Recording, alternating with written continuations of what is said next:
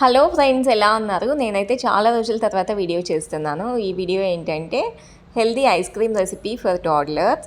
మా అయితే ice cream అంటే చాలా ఇష్టం అండి. ఒక్కసారి టేస్ట్ చూస్తుందని ఐస్ క్రీమ్ తినిపిస్తే ఇంకా అలాగే టేస్ట్ పట్టేసింది.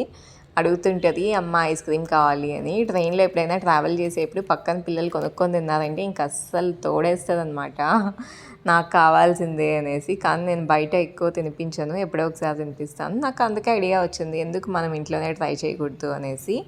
అందుకే ఈ రెసిపీ అయితే నేను ట్రై చేశాను.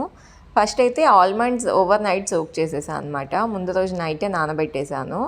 ఒక 10-12 ఆల్మండ్స్ అయితే తీసుకున్నాను, బాదం పప్పులు తీసుకొని పొట్టంతా తీసి పక్కన పెట్టేశాను అనమాట. దాని తర్వాత జీడిపప్పులు ఒక అరగంట ముందు సోక్ చేసుకున్నాను. అవి ఒక 10-15 వరకు తీసుకున్నాను. ఇంకా ఖర్జూరాలు అయితే సీడ్స్ అన్నీ తీసేసి డీసీడ్ చేసుకున్నాను అనమాట. పాలు 3/4 లీటర్ తీసుకున్నాను అండి. 3/4 లీటర్ తీసుకొని బాగా మరగనిచ్చాను అనమాట. ఒక 1 లీటర్ అయ్యేంత వరకు, ఇంకా తక్కువే అయ్యాయి అనుకుంటాను. చాలాసేపు మరగనిచ్చాను లో ఫ్లేమ్లో పెట్టి.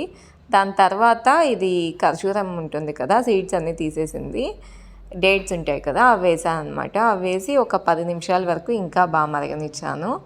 అది అయిపోయిన తర్వాత ఆల్మండ్స్, జీడిపప్పులు ఉంటాయి కదా, ఇవన్నీ వేసాను అనమాట. ఇంకా మనకు కావాలంటే పిస్తా కూడా వేసుకోవచ్చు. పిస్తా, వాల్నట్స్ ఇవన్నీ కూడా వేసుకోవచ్చు. నా దగ్గర ఉన్నవి, ప్రస్తుతానికి ఉన్నవి అయితే నేను వేసి ట్రై చేశాను. మా పాప కూడా వేస్తుంది చూడండి, కోకోవా పౌడర్. ఇవన్నీ ఒక 10-15 నిమిషాలు బాగా మరగనిచ్చిన తర్వాత కోకోవా పౌడర్ ఒక స్పూన్ అయితే వేసాము. వేసి బాగా గరిటెతో తిప్పి మరగనిచ్చామన్నమాట. మొత్తం కోకోవా పౌడర్ అంతా కలిసిపోవాలి. ఈ కోకోవా పౌడర్ వేసిన తర్వాత ఏంటంటే థిక్నెస్ వస్తుంది. నేను దీంట్లో షుగర్ అస్సలు వేయలేదు. ఖర్జూరాలు చాలా మంచిగా తీయగుంటాయి కదా, అలాంటివే తీసుకున్నాను. తర్వాత ఈ కోకోవా పౌడర్ వేసిన దానివల్ల టేస్టే మారిపోయింది, చాక్లెట్ ఫ్లేవర్ వచ్చేసింది దీనికి. ఈ కోకోవా పౌడర్ చూడండి, మనం బాగా కలిపి మరగనిచ్చేసరికి మరిగిపోతూ ఉంటుంది, అంటే కలిసిపోయిందనమాట. పాలల్లో నీట్గా కలిసిపోయింది బాగా. ఈ కోకోవా పౌడర్ వేసిన తర్వాత కూడా ఒక 10 మినిట్స్ వరకు బాగా మరగనిచ్చాను, బాగా కలిపాను. పాలైతే బాగా తిక్కుగా అయ్యాయి. దాని తర్వాత మిక్సీకి వేసాము. ఇలా మిక్సీకి వేసుకొని కొంచెం డ్రై ఫ్రూట్స్ అంతా బాగా గ్రైండ్ చేసుకోవాలి. దాని తర్వాత గ్రైండ్ చేసుకున్న పౌడర్ని కొన్ని చాకో చిప్స్ యాడ్ చేసి అయితే ఇలా 2 బాక్సెస్లోకి తీసుకున్నాను. నా దగ్గర అంత పెద్ద బాక్స్ లేదు, సో 2 బాక్సెస్లోకి అయితే తీసుకున్నాను, ఈక్వల్ పోర్షన్స్లో. చాకో చిప్స్ బాగా వేసాను, మా పాప బాగా తింటుందని. ఎక్కడ మనం ఏం వేయలేదు కదా షుగర్ అంతా, సో ఇవైతే వేసాను అనమాట.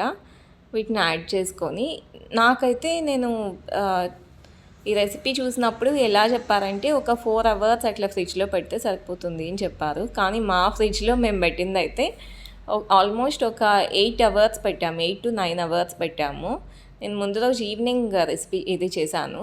ఓవర్ నైట్ పెట్టేసి నెక్స్ట్ డే మార్నింగ్ తింటే కానీ సరిపోయిందనమాట మాకు. నెక్స్ట్ డే మార్నింగ్కి అయితే బాగా ఐస్ క్రీమ్ లాగా వచ్చేసింది. నెక్స్ట్ డే మార్నింగ్ ఇప్పుడు ఓపెన్ చేస్తున్నాను, చూడండి ఎంత బాగా వచ్చిందో. దీంతో గరిటెతో తీస్తుంటే కూడా బాగా గట్టిగా అయిపోయింది. ఇంకా సర్క్యులర్ మోషన్లో తిప్పుతూ తీయాలన్నమాట. అలా తీస్తే స్కూప్స్ వచ్చాయి. మా పాపకైతే బాగా నచ్చింది. కాకపోతే ఏంటంటే మనం చేస్తే కొంచెం డౌట్ఫుల్గా ఫీల్ అవుతారు కదా, ఫస్ట్ డౌట్ఫుల్గా ఫీల్ అయింది. దాని తర్వాత అయితే బాగా తినింది. చాలా బాగా వచ్చింది రెసిపీ అయితే, విత్ నేచురల్ ఫ్లేవర్స్. మీరు కూడా ట్రై